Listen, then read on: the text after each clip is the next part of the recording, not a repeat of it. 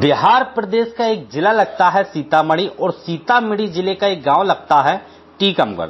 दरअसल एक phone number 6 अप्रैल 2025 की रात लगभग 10:30 बजे के आसपास बंद हो चुका था और 15 अप्रैल 2025 को इसी गांव के अंदर वो फोन ऑन हो जाता है, शुरू हो जाता है।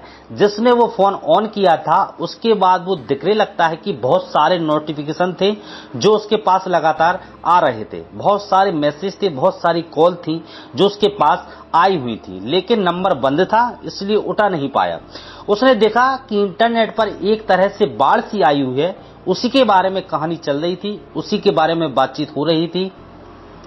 अब चाहे अखबार हो, चाहे सोशल मीडिया हो या न्यूज चैनल हो, हर जगह उनकी खबर चल रही थी। उन दोनों ने साथ साथ थे, दोनों एक आदमी है एक महिला है। दरअसल आदमी और महिला उन दोनों का रिश्ता तो कुछ ऐसा था जैसे माँ और बेटा जैसा रिश्ता होता है। वो एक होने वाला दामाद था तो उसकी एक होने वाली सास थी, लेकिन वह अब दोनों ना होने वाला दामाद थे, ना होने वाली सास थी। वह थे प्रेमी और प्रेमिका। उन दोनों को आपस में इश्क हो चुका था। इश्क के बाद वह अपना घर छोड़कर भाग चुके थे। अब जहां देखो वहीं इनके बारे में चर्चा हो रही थी। इसी बीच में उन्हें पता चलता है कि जाकर थाने में शिकायत दर्ज कराई गई है, यह बात की कि 3.5 लाख रुपए की नकदी है और लगभग 5 लाख के आसपास के जेवरात भी लेकर भागे हैं। दोनों आपस में बातचीत करते हैं, कहते हैं कि प्यार किया तो डरना क्या। वैसे भी भारत का कानून हमें साथ साथ रहने की इजाजत देता है, यह चोरी का इल्जाम क्यों हम अपने सर लेकर घूमें। आखिरकार ऐसा हो सकता है कि जैसे भागते भागते बहुत वक्त हो चुका है, अब नहीं भागना, अब वापस चलना है, जाकर मुकाबला करना है। सीधा पहुंच जाते हैं अपने गांव के उस थाने में और थाने में जाकर पूरी कहानी जब बयां करते हैं लोगों के सामने, एक बार फिर से सास और दामाद की कहानी जब सामने आती है तो लोगों को यकीन नहीं हो रहा था कि आखिरकार इस कहानी का अंत यह होगा। इस कहानी की बजाय यह हो सकती है। आदाब, नमस्कार, मैं दीपक शर्मा। आज की जो सच्ची घटना मैं आपको सुनाने जा रहा हूं, ये सच्ची घटना है उत्तर प्रदेश का जिला अलीगढ़ का थाना लगता है मंडरांग और मंडरांग थाना क्षेत्र का एक गांव लगता है मनोहरपुर कायस्थ। दरअसल यहाँ की रहने वाली एक लड़की जिसका नाम शिवानी होता है, उम्र जिसकी या तो 16 साल के आसपास है या फिर 17 साल के आसपास है। 8वीं तक वो पढ़ी हुई है और उस लड़की का एक रिश्ता लगता है अक्टूबर 2024 के महीने के आसपास। इन दोनों की शादी की बात चलती है, जो कि अलीगढ़ ही जिला लगता है, थाना दादो लगता है, गांव लगता है नंगला मछरिया। नंगला मछरिया का रहने वाला लड़का है राहुल। इससे शादी की बातचीत चलती है और शादी की बात चलते चलते जब कहानी आगे बढ़ती है तो बात आती है 2 अप्रैल 2025 को यहाँ पर रोका होता है। रोका होने के बाद यह तय हो जाता है कि हम 16 अप्रैल 2025 की शाम को गांव में बारात लेकर आएंगे, आप तैयारी रखना। अब यहाँ पर तैयारी चल रही थी जब 16 अप्रैल 2025 की बारात की बात चल रही है शादी के लिए, चाहे वो हलवाई हो, चाहे वो जगह कहाँ पर टेंट लगेगा, किस किस को कार्ड देना है, कौन मेहमान आएंगे, खाने में क्या बनना है और कपड़े में क्या देना है, क्या लेना है, किसके लिए यह व्यवस्था करनी है, दहेज में क्या देना है। इस तरह की जो सारी तैयारी थी वो तैयारी चल रही थी। लेकिन अभी शादी को लगभग 10 दिन अभी बाकी थे। तारीख थी 6 अप्रैल 2025 को। पति जो होता है इस लड़की का, जो शिवानी है, उसका जो पिता होता है, नाम इसका जितेंद्र उर्फ जीतू होता है, वो तो जाता है कार्ड बांटने के लिए। लेकिन उस लड़की यानी कि शिवानी की जो माँ होती है, जिसका नाम होता है अपना देवी उर्फ सपना, जो कि जाती है बाजार में कुछ खरीदारी करने के लिए। पिता तो वापस लौटकर आ जाता है लेकिन मां वापस लौटकर नहीं आती। 6 अप्रैल 2025 की रात लगभग 8:30 बजे के आसपास जब जितेंद्र उर्फ जीतू घर आता है तो अपनी बेटी शिवानी से पूछता है कि बेटा, तुम्हारी मां दिखाई नहीं दे रही है, मां कहां है। तो शिवानी कहती है कि मां तो बाजार गई थी लेकिन लौट कर नहीं आती। अब जो पति है वह अपनी पत्नी अपना देवी को लगातार फोन कर रहा है, उससे बातचीत करने की कोशिश कर रहा है। तो अपना देवी कोई ना कोई बहाना कर रही थी कि मैं अभी आ रही हूं, बस वहां पहुंच चुकी हूं। कोई ना कोई इस तरह से बात करते करते 1 घंटे से ज्यादा का समय जब बीत जाता है तो जितेंद्र उर्फ जीतू की चिंता बढ़ने लगती है कि उसकी पत्नी आखिरकार ऐसा क्यों कर रही है। रात के जैसे ही 10:30 बजते हैं उसका नंबर बंद आ जाता है, स्विच ऑफ हो जाता है। अब कम्युनिकेशन के जो रास्ते थे वो बंद हो चुके थे। कहीं ना कहीं जो पति होता है जितेंद्र उर्फ जीतू, उसको शक था कि यह दामाद से बहुत सारी बातें करती है। एक काम करता हूं, मैं दामाद से बातचीत करने की कोशिश करता हूं। राहुल कुमार को जब फोन लगाया जाता है तो राहुल कुमार एकदम गुस्से में तमतमाया। उसने कहा कि 18 साल तुमने इन्हें बहुत ज्यादा परेशान किया है, अब तुम इन्हें ज्यादा परेशान नहीं कर सकते, मैं इनका ख्याल रख सकता हूं। जब इस तरह की बातें उसने अपने होने वाले ससुर को कही तो उसके ससुर के पैरों तले जमीन खिसक जाती है। सोचने पर मजबूर हो जाता है कि आखिरकार ये कैसे बातें कर रहा है। अगला दिन आता है 7 अप्रैल। 7 अप्रैल को थाने पहुंच जाता है मंडरांग में। वहां थाने में जाने के बाद शिकायत दर्ज करता है, लेकिन जो महिला घर से निकली है उसकी उम्र तो 38 साल के आसपास है और जो होने वाला दामाद है राहुल, उसकी उम्र लगभग 20 साल से ज्यादा है। दोनों ही 18 साल से ज्यादा है, इसलिए दोनों अपने अच्छे और अपने बुरे का फैसला ले सकते हैं। इसलिए पुलिस ने कहा कि इसमें एफआईआर दर्ज नहीं हो सकती। तब वह बताते हैं यह घर से 3.5 लाख नगद और लगभग 5 लाख के जेवरात भी लेकर गए हैं। तो ऐसी स्थिति में पुलिस ने जीडी में मामला दर्ज कर लिया और दर्ज करने के बाद उन्होंने अपने स्तर से उसे तलाश करना शुरू किया। अब तलाश कर रहे थे लगातार। अब चाहे वो जैसे ही पता चलता है कि खबर है कि सास अपने दामाद के साथ भाग चुकी है, फरार हो चुकी है, शादी को अभी 10 दिन का समय बाकी था, उससे पहले ही वो अपने दामाद को ऐसे कैसे लेके जा सकती है। अब चाहे सोशल मीडिया के अलग अलग प्लेटफॉर्म हो, इंस्टाग्राम हो, फेसबुक हो या यूट्यूब हो, हर जगह यह चीज दिखाई दे रही थी। जैसे कि अब मेरठ की मुस्कान की खबर चल रही थी, उससे कहीं ज्यादा यह चीज वायरल होने लगती है। सास और दामाद की, अब चाहे वो अखबार हो, अखबारों में लगातार ये खबर प्रकाशित होने लगती है। न्यूज चैनलों पर भी यही खबर दिखाई जा रही थी कि सास जो है अपने दामाद होने वाले दामाद को लेकर भाग चुकी है। तो इसी बात को देखते हुए जैसे बेटी को बात पता चलती है तो बेटी तो बीमार हो जाती है कि आखिरकार उसकी मां ने ऐसा क्यों किया।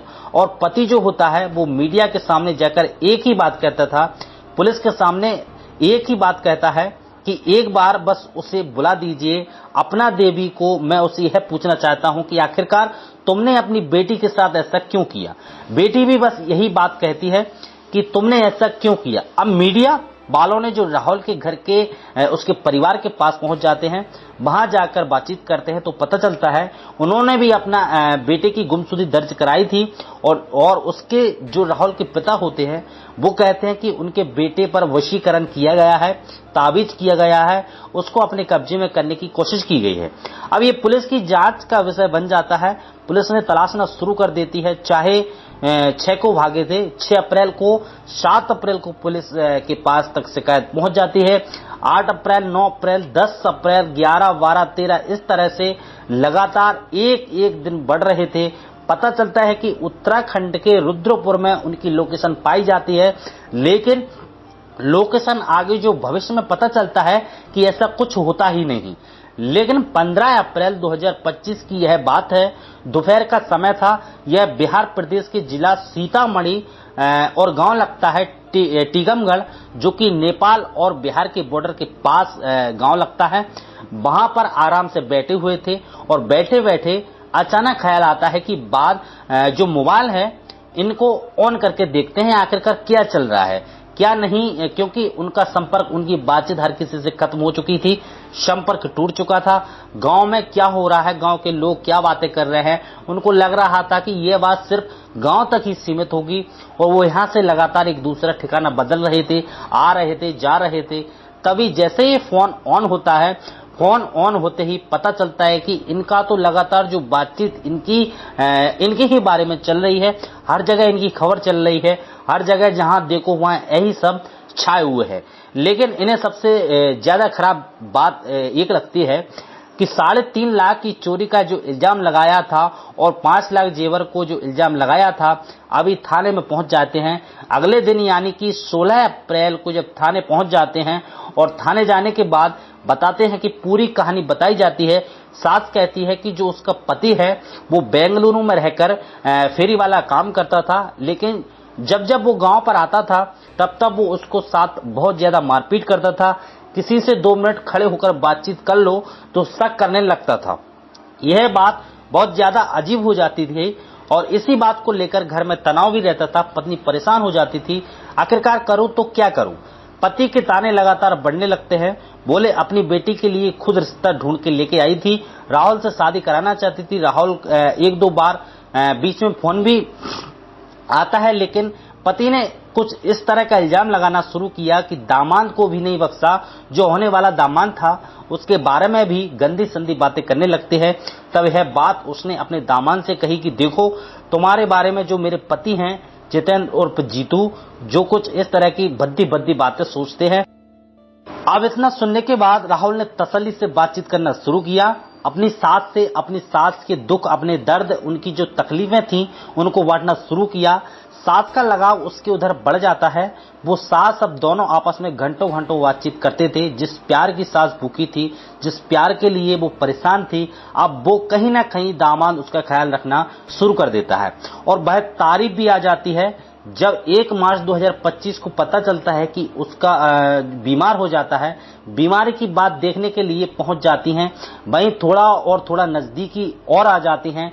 मीडिया रिपोर्ट की माने तो यह बहुत ज्यादा करीब आ जाते हैं और यहीं से इतनी हमदर्दी बढ़ जाती है कि इन दोनों ने फैसला कर लिया था कि हम साथ साथ ही रहेंगे, साथ साथ ही जिएंगे, अब चाहे कुछ भी हो जाए। हालांकि इस बीच में इनकी बातचीत होती रही, शादी की तारीख नजदीक आ रही थी, कार्ड बट रहे थे, लेकिन अचानक से दिमाग में ख्याल आता है कि अगर हमने अब फैसला नहीं लिया तो फिर फैसला कब लेंगे। इसलिए 6 अप्रैल 2025 को यहां से घर से निकलते हैं और घर से निकलने के बाद सीधा अलीगढ़ पहुंचते हैं। अलीगढ़ जाने के बाद बरेली पहुंचते हैं, बरेली से मुजफ्फरपुर पहुंचते हैं, जो कि बिहार का ही एक जिला लगता है। और ये एक दूसरे के ठिकाने लगातार बदल रहे थे, भाग रहे थे। भागते भागते ये थक जाते हैं और इनके पास कोई पैसे भी नहीं थे। इन्होंने जो चोरी का इल्जाम लगता है उसको लेकर है दावा कर रहे हैं कि हमने कोई चोरी नहीं की, हमने कोई जेवर नहीं उठाए, ना तो लड़के ने कहीं अपने घर से कुछ चोरी की है।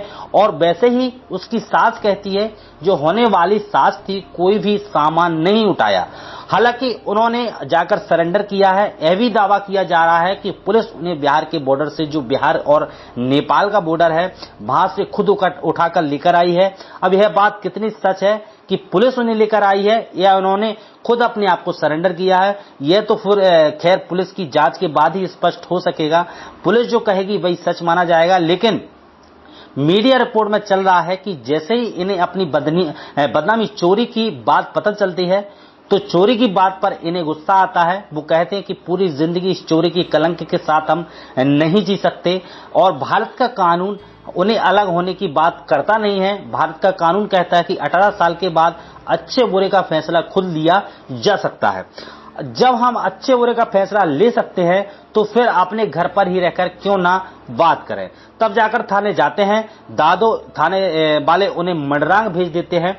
मंडरांग में उनसे पूछताछ शुरू हो जाती है और पूछताछ के बाद कुछ आगे निर्णय आएगा। उन दोनों का क्या कहते हैं क्या नहीं कहते हैं, जज के सामने जो भी बात कहेंगे फिर आगे वही बात होगी। दोस्तों, इस पूरे घटनाक्रम को सुनाने का उद्देश्य किसी को परेशान करना नहीं है, किसी का दिल दुखाना नहीं है, बल्कि आपको जागरूक करना है, आपको सचेत करना है और आपको बताना है कि जिस घर में शक की बुनियाद रख दी जाती है, बात बार पर शक किया जाता है, बात पर परेशानी की जाती है, तो कई बार लोग कुछ ऐसे कंधे तलाश करना शुरू कर देते हैं जिन कंधों पर सर रखकर वो अपने दुख, अपनी तकलीफें, अपनी बातों को रख सकें। सास को कोई और कंधा नहीं मिला था, सास को मिला तो अपने होने वाले दामाद का कंधा मिला था। वो अपने दामाद के कंधे पर जाकर अपने दुख, दर्द, तकलीफों के बारे में सब कुछ बताती हैं, चली जाती हैं। और दामाद को भी सास की बातें इतनी पसंद आती हैं कि दोनों एक दूसरे से प्यार हो जाता है और साथ साथ जीने मरने की कसमें खा लेते हैं। आगे वो साथ रहेंगे या नहीं रहेंगे ये तो खैर अब आगे कुछ कह नहीं सकते, लेकिन जो भी हुआ है वो वाकई अपने आप में बड़ा हैरान करने वाला, रोचक है, अजीब है। जय हिंद।